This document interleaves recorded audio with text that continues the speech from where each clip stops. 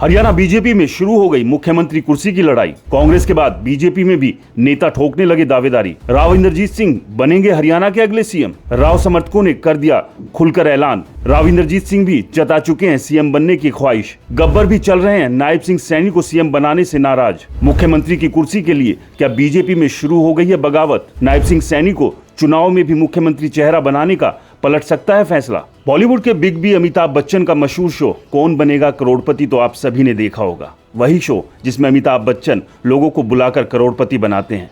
ऐसे ही राजनीतिक पार्टियों के भीतर भी विधानसभा चुनाव में एक शो चलता है, कौन बनेगा मुख्यमंत्री।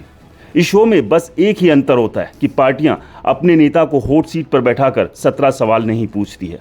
पूरा खेल वफादारी पर टिका होता है। हाईकमान का जो सबसे वफादार वही होता है मुख्यमंत्री का दावेदार। हरियाणा विधानसभा चुनाव के लिए भी ये दावेदारी कांग्रेस से लेकर बीजेपी में शुरू हो चुकी है। पहले लट्ठम लट्ठा कांग्रेस में भूपेंद्र सिंह हुड्डा और कुमारी सैलजा के बीच शुरू हुई थी, लेकिन अब ये बीजेपी में भी होती दिखने लगी है। नायब सिंह सैनी को मुख्यमंत्री बनाने से गब्बर यानी अनिल विज पहले से ही नाराज चल रहे थे। उनके दुख को पंचकुला में गृह मंत्री अमित शाह ने तब और दोगुना कर दिया जब मंच से विधानसभा चुनाव में मुख्यमंत्री चेहरे के तौर पर नायब सिंह सैनी को ही आगे कर दिया गया था। अनिल विज के बाद एक नाम और भी है जो खुद से लेकर उनके समर्थक मुख्यमंत्री बनने की हसरत जाहिर कर चुके हैं।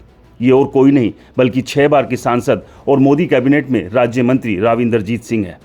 राव साहब की मुख्यमंत्री बनने की ख्वाहिश आजकल की नहीं है बल्कि कई दशक पुरानी है, लेकिन कांग्रेस से लेकर बीजेपी तक कहीं भी उनका नंबर नहीं पड़ा है। लेकिन अब 2024 में वो और उनके समर्थक एक बार बड़ा दाव खेलकर किसी तरह से कलेजे में दबी पुरानी चाहत को पूरा करना चाहते हैं, जिसके लिए बकायदा हिसार में यादव सभा ने मांग तेज करनी शुरू कर दी है। यादव सभा का कहना है कि पिछले 2 बार से हरियाणा में सरकार बनवाने में राव साहब का सबसे ज्यादा योगदान रहा है। ऐसे में उनको मुख्यमंत्री की दावेदारी के लिए तवज्जो दी जानी चाहिए। इतना ही नहीं, राव साहब के समर्थक और उनके नजदीकी इस बात से भी नाखुश है कि 3 बार बीजेपी में लगातार सांसद बनते आ रहे राव इंद्रजीत को हर बार राज्य मंत्री का झुंझुना पकड़ा दिया जाता है, जबकि वो कैबिनेट मंत्री के प्रबल दावेदार थे।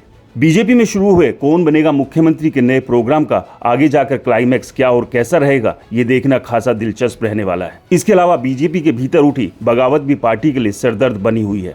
तो अब हरियाणा की हमारी जनता भी कमेंट्स कर ये जरूर बताए कि कौन बनेगा मुख्यमंत्री।